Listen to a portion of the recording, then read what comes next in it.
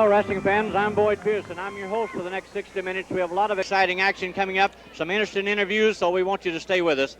Two great matches headline this week's card, signed by matchmaker Grizzly Smith. It'll be the Junkyard Dog in that ring against 454-pound one-man gang. Also from Atlanta, Georgia, Mr. Wrestling 2 takes on Hacksaw Jim Duggan. All the top stars will be here: Ted Dibiase, Colonel Buck Robley, Captain Redneck Dick Murdoch. So you'll look forward to that. Our guest commentator this week, a man you all know that's really applicable to professional wrestling, whether it's in the ring or out. He brings the credentials as he was 3 times national AAU champion, an amateur great at Southern Illinois University, and as you all know, former holder of the Louisiana State title and a North American Heavyweight Championship, Bob Root.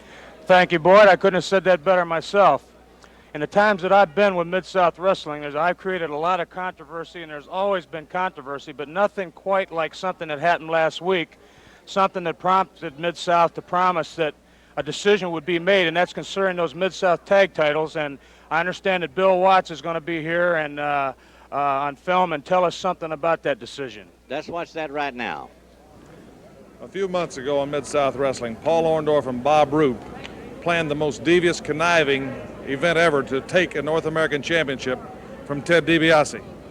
And last week, Ted Dibiase apparently had a plot that was foolproof to be sure the Junkyard Dog and Mr. Olympia lost the Mid-South titles when Mr. Wrestling 2 was scheduled to be the special referee in this tag bout.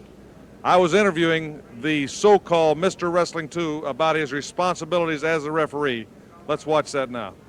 I appreciate the fact that I'm respected enough to be able to referee this type of match and be picked to referee this type of match. But like you say, I don't exactly like being a referee. But I think there should be some people in here that can handle this situation and this caliber of a match with these 4 guys. They should be able to handle the situation. And I'll tell you right now, I'm going to make sure that the rules are abided by, that nobody's going to break the rules, and there'll be a fair and square winner in this type of match. I can tell you that right now, Bill.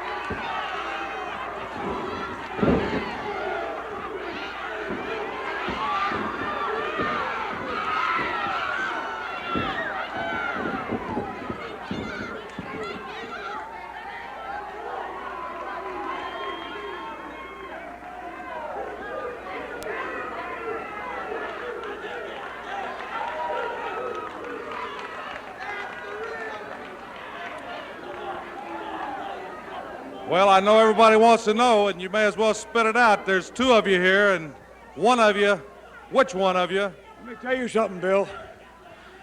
I heard there was a little man down here posing as Mr. Wrestling 2. I didn't believe that at first. Then I was in a match last time in the Omni. You know how fans travel all over the country?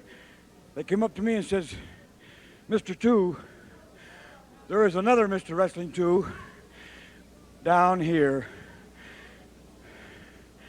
posing as you. Well, suddenly then I heard about a tag team combination and titles being at stake. Well, I started putting 2 and 2 together. And then all of a sudden, I get a telegram in my personal box that I get from dates from different parts of the country, from Grizzly Smith. I couldn't believe what I was seeing. I never received anything like this. Why?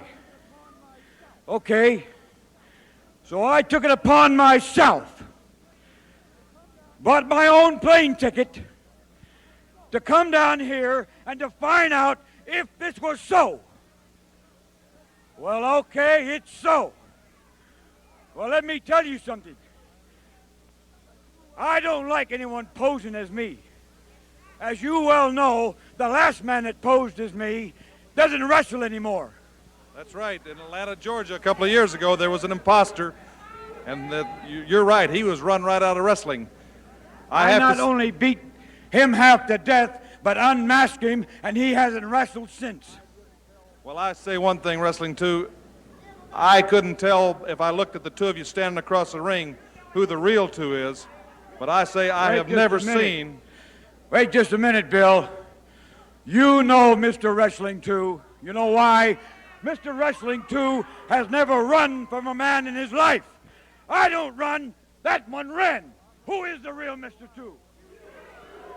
Well, I'm looking at the cold blue eyes of a man that I've faced across the ring. I know who the real Mr. 2 is after this altercation. Well, looking at those cold steel blue eyes, I knew it was the true Wrestling 2, the man I had faced so many times in competition. And I'm sure Grizzly Smith knew that a plot had been nipped in the bud, a very infamous, devious plot. And we thought then that Wrestling 2 being on the scene, the Junkyard Dog and Mr. Olympia would get a fair shake. But as we saw later last week, probably the worst ripoff ever since I've been guesting with Boyd Pierce was put on the Dog and Mr. Olympia. Let's watch the final moments of that bout as Dibiase and Duggan seemingly won those tag team titles. I couldn't see whether a tag was made or not. I think Duggan was trying to tag behind Mr. Olympia's back. He was trying to tag Dibiase, but I don't think he made the tag. This was a controversial issue 2 weeks ago, was whether or not there was a legal tag made, but the tape and the film definitely showed there was. But there's a legal tag.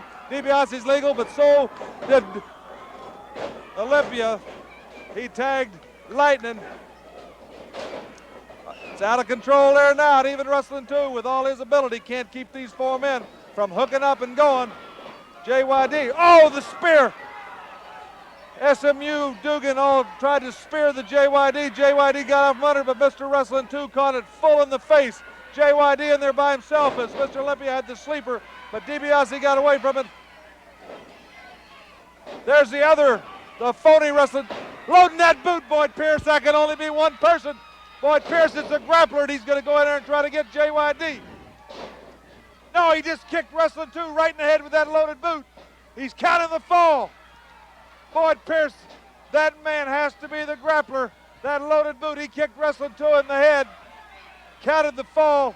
He's getting the titles. He's giving them to Duggan and Dibiase. Well, Grizzly Smith did something I've never seen him do. He refused to recognize the new tag champions last week. He said as matchmaker he would not book them in any match defending those titles until Charlie Lay, the president of Mid-South, made a final decision. A landmark decision has been handed down. Charlie Lay, contacted by long-distance phone and through further investigation, stated that had this been a no disqualification match for the titles, he could not do anything about it. The second thing being that Mr. Wrestling 2, the referee of record, would not reveal his true identity to prove without a shadow of a doubt who the real Mr. 2 was. But upon looking at the film, as far as Charlie Lay was concerned, the referee that was represented as starting the match did not end it. And since it was a special referee in that case, he has done for the first time ever in Mid-South Wrestling, he has reversed the decision and said that the Mid-South Tag Champions are still the Junkyard Dog and Mr. Olympia. Dibiase and Duggan are not the Mid-South Tag Champions, which again puts us back to where we were 2 weeks ago, at least with one righteous thing happening. The Junkyard Dog and Mr. Olympia are still the Mid-South Tag Team Champions. Now, what steps will be taken by Dibiase and Duggan to try to force the Junkyard Dog out of the Mid-South area will only be revealed as we go on. But also, the Junkyard Dog, I'm sure, by this vote of confidence, will be able to muster some schemes and some plans on his own to force Ted Dibiase out of Mid-South. The benefactors will be all the fans and those of us that will watch and see what happens. I don't believe what I just heard, Boyd Pierce. For the first time in the history of Mid-South sports, they've actually reversed a decision, something that happened here on TV. And you people out there, as well as you, Boyd, know that there's times when there's been 12 men on a football field, when there's been basketball fouls that don't get called, and the decision's been allowed to stand. Now, whether I like it or not, Ted Dibiase and Hacksaw Duggan had a good plan there, and it should have been allowed to go through. And, Boyd, I know that except for this Mid-South title, that the Junkyard Dog had lost all his titles, that Louisiana title. And what I'm curious about, and of course the North American heavyweight title to Ted DiBiase, what I'm curious is the Junkyard Dog lost his touch. Is Mid-South protecting him And now? just a minute, I'll step in as host to guest commentator before we get started. You yourself should know better than anybody in the dressing room or the fans in the audience that the Junkyard Dog needs no protection from anybody. Right now, let's go to the ring for the introduction of the opening event. Here's Reeser Bowden. And this event is for one fall with a 10-minute time limit. In the red corner at 235 pounds from Charlotte, North Carolina, Billy the Star Child Starr.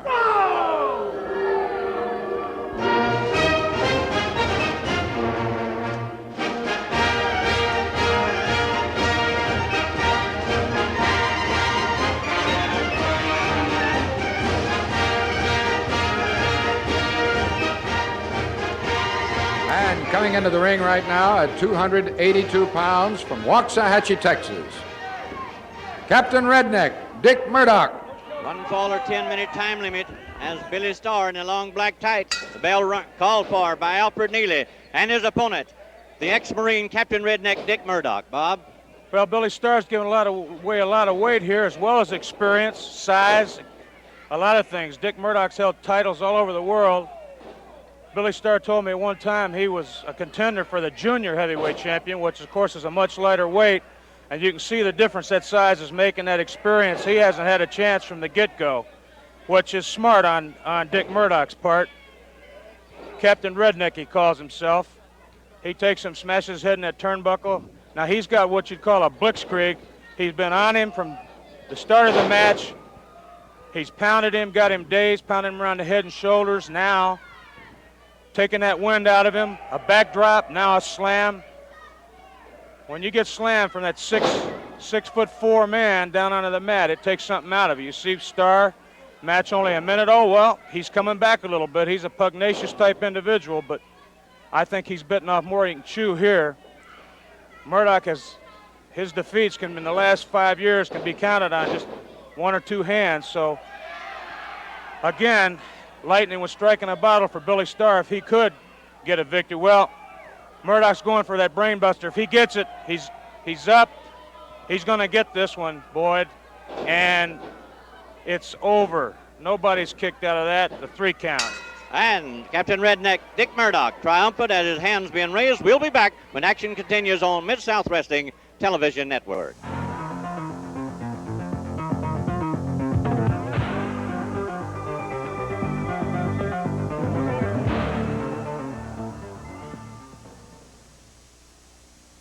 This event is for one fall with a 10-minute time limit. In the red corner at 235 pounds from Chattanooga, Tennessee, Ron Cheatham. And in the blue corner at 242 pounds, former Mississippi heavyweight champion, current co-holder of the Mid-South Tag Team belts, Mr. Olympia.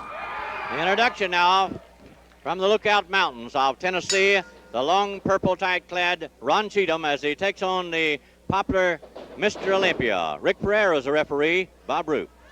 Well, Boyd, I was going to say Mr. Olympia, former Mississippi heavyweight champion, former Mid-South Tag Team champion, but as we just heard, that decision's been reversed, and those titles he can still lay claim. Oh, beautiful drop kick, arm drag drop kick, beautiful sequence there.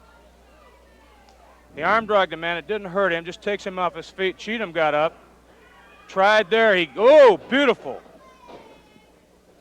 Swept under that leg, a leg sweep, nice arm drag. Mr. Olympia uses a lot of moves around his opponent, rather than going directly to his strength. He's a powerfully built man, but that's smart. Hit the fringes, pull the legs out from the table.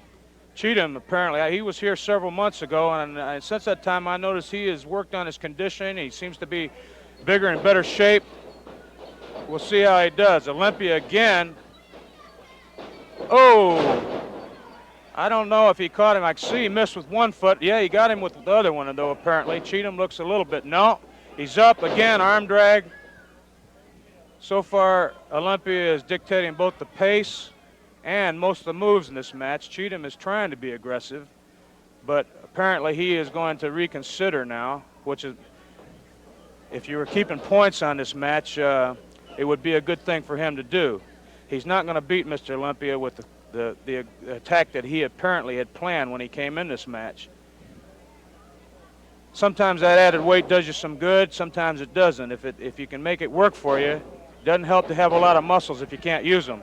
Now, he punched him a couple times, and there he left himself wide open to be punched back. I've noticed Olympia isn't a vicious wrestler where he'll start out punching and kicking, but if an opponent takes it to him, he's not going to hesitate.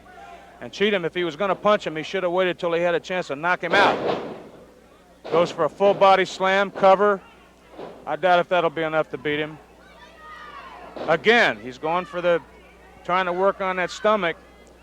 You can see Olympia has that washboard. Now he's going upper body. Looked like he tried to rake the eyes. I'm sure that mask is some protection. Headlock, Olympia drops down. What agility. He's got him running. Ooh, sleeper. He's put a lot of men away with that hold. Cheatham better get out now if he's going to ever. No, he's got him. He hooked him. 1, 2, 3, and Mr. Olympia catching Ron Cheatham coming off of the ropes, applying that sleeper hold for the victory. The Junkyard Dog versus the one-man gang when we return after this word from Mid-South Wrestling.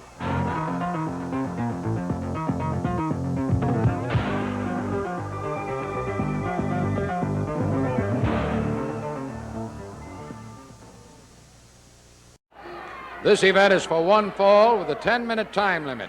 In the red corner at 454 pounds, General Skandor Akbar presents the one-man gang.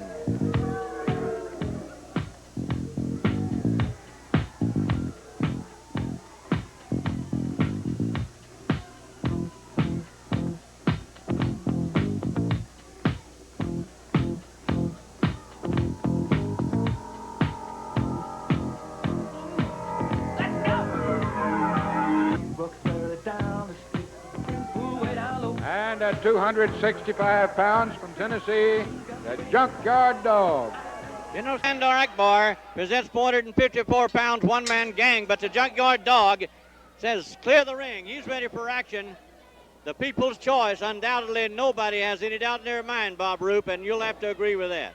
Well, nerve is one thing that a man's going to call himself a superstar. He better have it, and apparently he does, because with all the reversals he's had lately, he's taken on a man that put Ernie Ladd, Dick Murdoch, Ted DiBiase, Mike George is still out of wrestling from what I understand, in this one-man gang, the biggest and one of the baddest in the General's Army.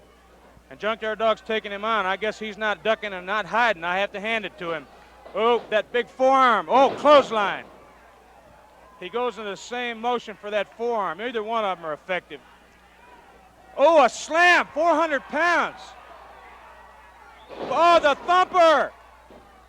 Beautiful move. Thumped him like he was nothing.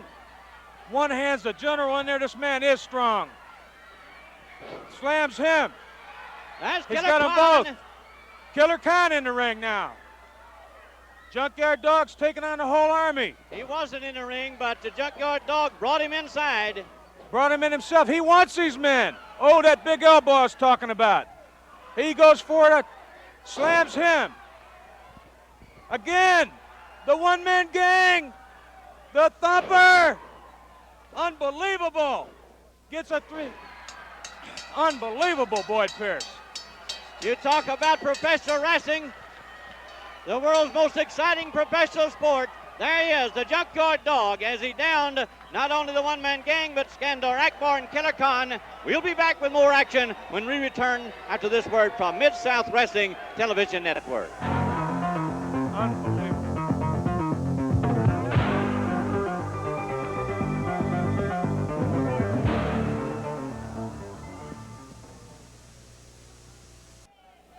Well, Boyd, you know, Ted DiBiase and Dick Murdoch have been closely tied. Dick Murdoch takes credit for actually breaking Ted DiBiase into professional wrestling, but I understand that their former friendship has turned into some pretty bad blood, and I guess it was just 2 weeks ago right here on Mid-South that something happened that really brought that to a boil. Is that right? That's right, and we're going to watch that confrontation right now, then go directly to the ring for the next match. And spilling outside the ring, Ted Dibiase to his aid, Hacksaw Duggan. Murdoch moves the referee Alfred Neely out of the way and uses his foot.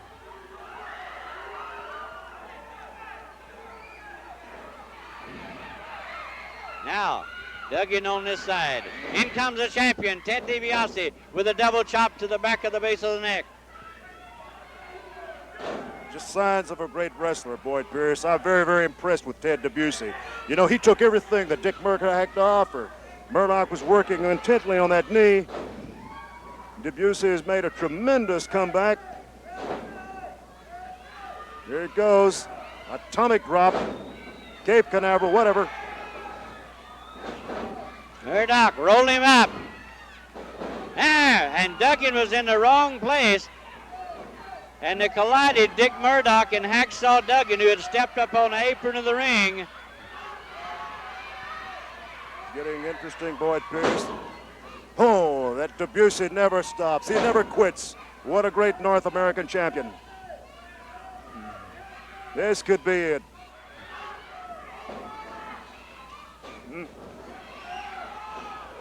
There goes Murdoch.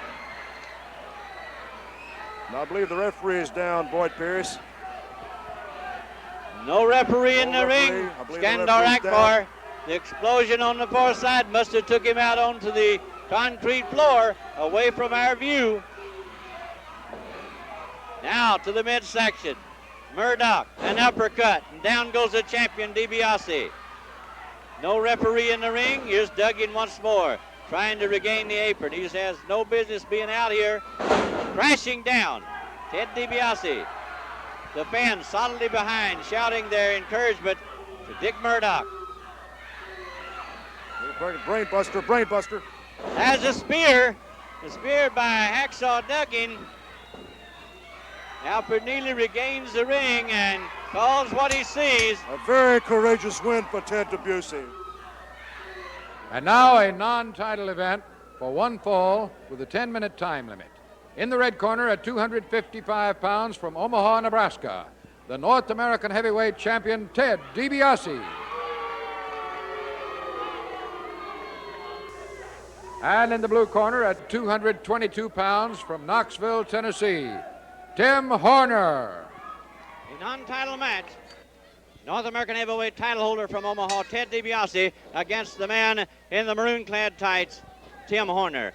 But the fans here, Bob Roop, are still smoldering and still hollering. They came to their feet as one in unison when the Junkyard Dog not only put the thump and the slam on 454-pound one-man gang, but General Skandar Akbar came to the ring apron. Also, Killer Khan, and you saw simultaneously as the Junkyard Dog slammed them in addition to the one-man gang, defeated and really had his hand raised in victory, and the fans went crazy.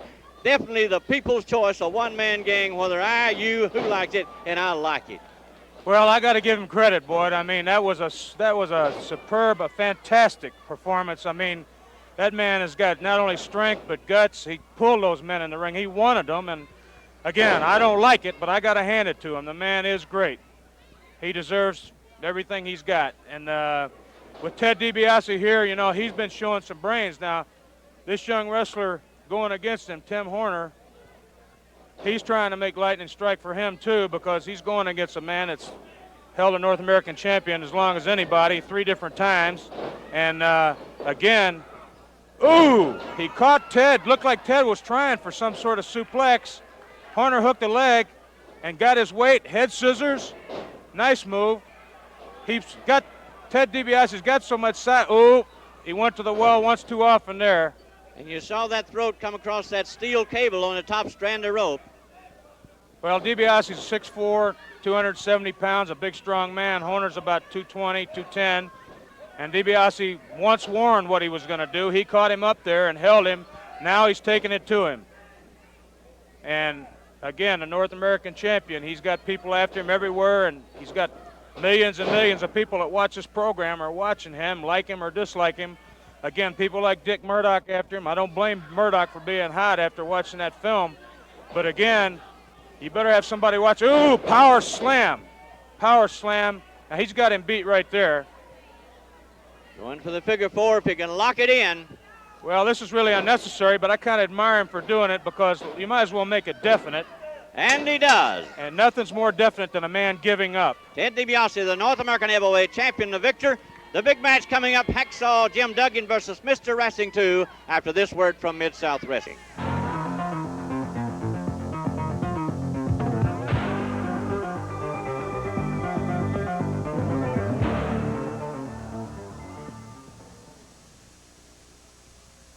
This event is for one fall with a 10-minute time limit. In the red corner at 270 pounds from New York City, Hacksaw Duggan. And in the blue corner at 236 pounds from Atlanta, Georgia, a former North American heavyweight champion, Mr. Wrestling 2. This event, the big man from New York State, Hacksaw Jim Duggan, who's on the Suicide Squad and on the specialty teams for the SMU Mustangs in the Southwest Conference in college, and in the Atlanta Falcons in pro football. Been talking about Atlanta. His opponent hails from that city and that state of Georgia, Mr. Wrestling 2. Bob? Well, it was in Atlanta about 3 years ago, 1978-79, that Mr. Wrestling beat Ernie Ladd for the North American title. He held it for about a year. He's known all over the world. His reputation speaks for himself. You know, these two men are indirectly involved from last week. Mr. Wrestling 2 was the referee in that Mid-South Tag title match. Oh, he went for that knee there. That knee lift that has won probably hundreds and hundreds of matches for him, and you got to give Duggan credit. He wasn't suicidal enough to go into that knee. He definitely rolled right away from it, which showed some smarts on his part. You know, this man is not just a dumb animal. He's got some great credentials, like being kicked out of the pro football, but he's not just a dummy. He likes to hurt people. He likes to use his own body to do it. He doesn't mind. You can see he's taped up.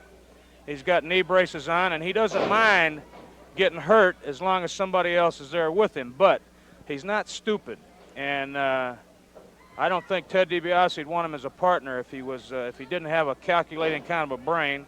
And he is double tough. Now again, Wrestling 2 using that experience. It's got him. Ooh, went for it again. Now Duggan is definitely watching out for one move, you can see. Well, Mr. Wrestling 2 going for that power knee lift, and at the same time, Jim Duggan wisely once again as Hacksaw comes out to the ring for a moment's respite. Well, he's having to regroup and sort of reorganize his plan of attack because what he's tried so far has not worked. And a lot of competitors that have gone against Mr. Wrestling 2 have found out that is exactly the situation. He's for example here, with very little stress to him because your legs are much, much stronger than your arms in most cases. He's using his legs to put pressure around the chest, thorax, throat, face, cut off the breathing in several different ways, cut off the circulation. Duggan came out of that pretty easy. Well, Wrestling 2 countered that again, comes up with an arm lock. Again now, he's bringing his weight to bear on Duggan. He's making him carry the two of them. And he is putting pressure on that shoulder joint, constricting the chest area where breathing's a little more difficult. If you can get a man tired and blowed up, he's much easier to beat. Duggan, from my viewpoint, is giving him too much warning about what he's going to do. He's too obvious with his moves. And he shows his temper there, that big foot stomp that he seems to have trademarked. I'm not sure exactly what he's doing with it, but again, Wrestling 2 on the offensive, very aggressive wrestler. Now again, he's punishing the extremities. He was working on the head, he went to an arm, now he's working on a leg. That 52-inch chest that Hacksaw Duggan has is probably not a smart place to attack. So he's working on the legs, he's weakening the man, looking for an opening, looking for some place. Again, with those knees heavily padded, those knee pads, that far leg, he looks like a pulled hamstring, adductor muscle of some kind, and he's smart to work on an area. If a man's hurt, unfortunately, he should not telegraph it. Now again, he got too close. Duggan went after that mask, and I know from my own experience, you go after that mask on Wrestling 2, it's like knocking over a hornet's nest. He just kicks it into high gear. That's been his trademark, and I don't think. I think you're going to have to probably have him totally unconscious before you do anything like taking that mask off. A lot of people have tried, and I don't know if anybody's been successful. Now again, he's working on the upper body. He's got a head and an arm this time, a cross lever, putting the pressure on, making Duggan carry him. He's not carrying his weight at all. He's got Duggan bent over where, again, breathing is much more difficult, making him carry him. Very, very smart. Intelligent wrestler, experienced. His reputation was not earned by any flukes. He's a tough competitor. I look forward to beating him sometime real soon. Well, I say that. He's a hard man to beat, but of course, everybody can be beaten. No unbeatables. Junkyard Dog just showed that. He beat 3 men. Took the General's army and put him in a complete retreat, a rout, you might say. Duggan now on the offensive. He got a chance to use his power. Caught him with a big stomp. Punch before that to the breadbasket. He's a powerful man. And again, he likes to beat up people. Goes for a press off the slam body press. Wrestling 2's out. I don't think he even got a 1 count. He's back on his feet.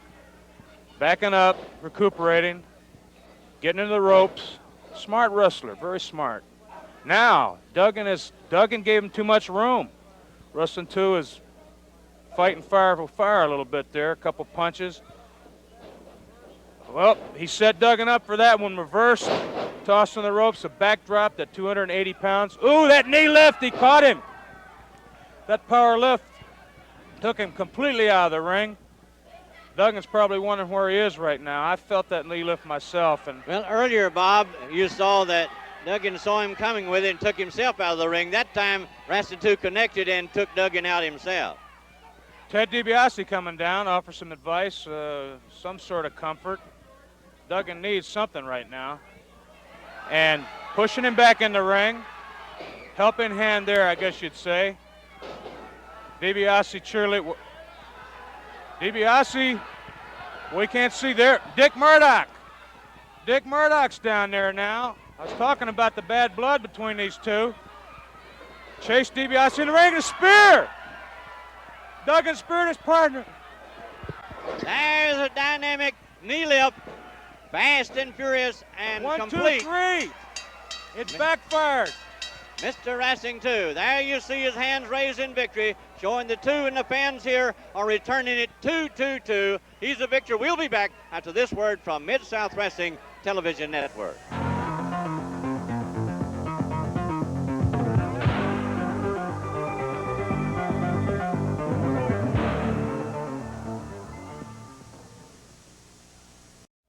This event is for 1 fall with a 10-minute time limit. In the red corner, at 244 pounds from parts unknown, the Grappler. And in the blue corner, at 238 pounds from New York City, Vinnie Romeo. Vinnie Romeo being introduced, and as you heard earlier, the cheers that were reserved for the Junkyard Dog and Captain Redneck Dick Murdoch, Mr. Wrestling 2, turned to jeers as the introduction of the masked grappler, Bob. Well, there's some conjecture that the Grappler was the double for Wrestling 2 that was trying to step in there and be the referee in that special match. Vinnie Romeo showing some real agility here, and the Grappler also. Grappler's, his reputation as the Grappler speaks for itself, but you know, with masked wrestlers, it's hard to tell.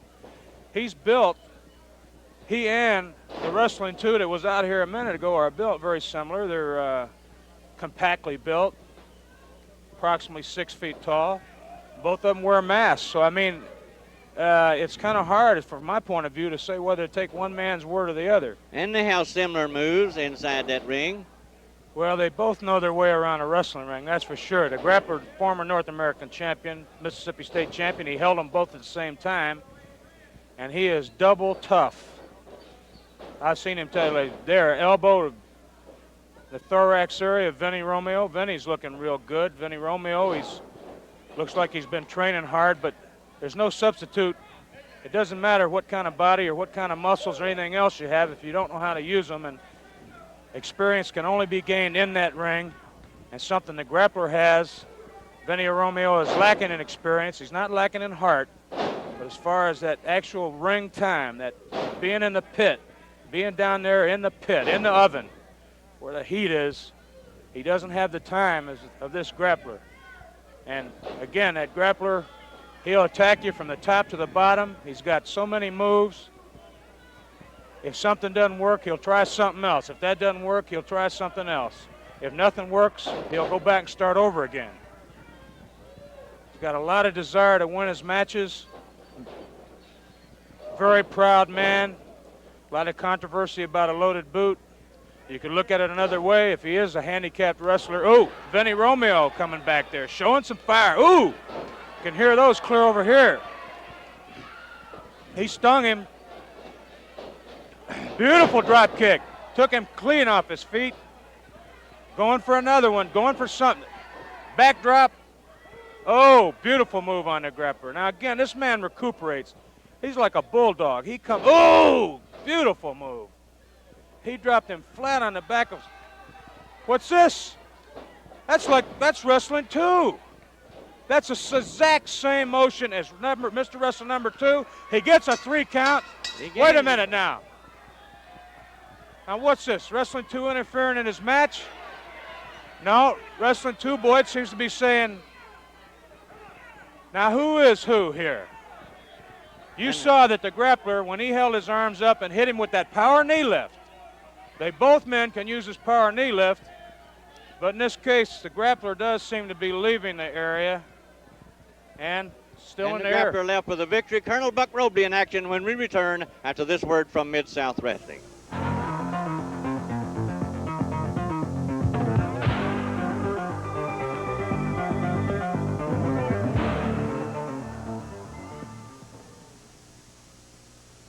This event is for 1 fall or remaining television time. In the red corner, at 238 pounds, from Charlotte, North Carolina, Tony Anthony.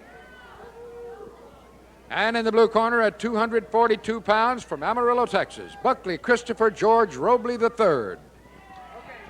Tony Anthony on the black tights against the man with the yellow shirt who says, nobody calls me yellow. That's unmistakably Colonel Buck Robley. Bob Roop, you saw the masked grappler make a swift knee, or take it right to Vinnie Romeo and gain the victory, but you also saw the same grappler make a swift exit when Mr. Wrestling came upon the ring for the challenge. Well, that's true, Boyd. You know, I wish the 100 million people or so that watch this program had a chance to sit where I'm sitting and see this action up close. I mean, I'm telling you, I've been around wrestling programs all over the world. I'm talking about Japan, the Far East, and a lot of places, and I see things here on Mid-South Sports that just fascinate me, and I've been around a long time. Back to the ring, Buck Robley again. Nobody called me yellow.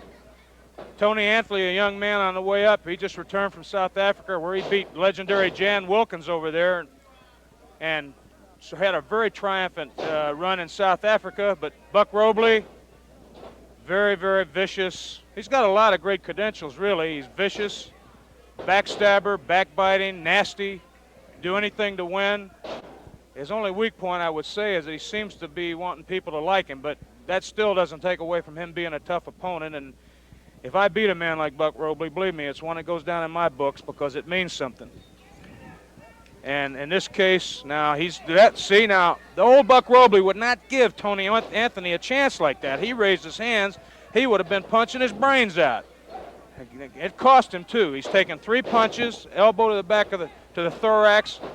And it's actually the man got a cover on him, which it racks up points for Anthony as far as being a competitor. But Robley showing that he's tough. He's just a tough guy.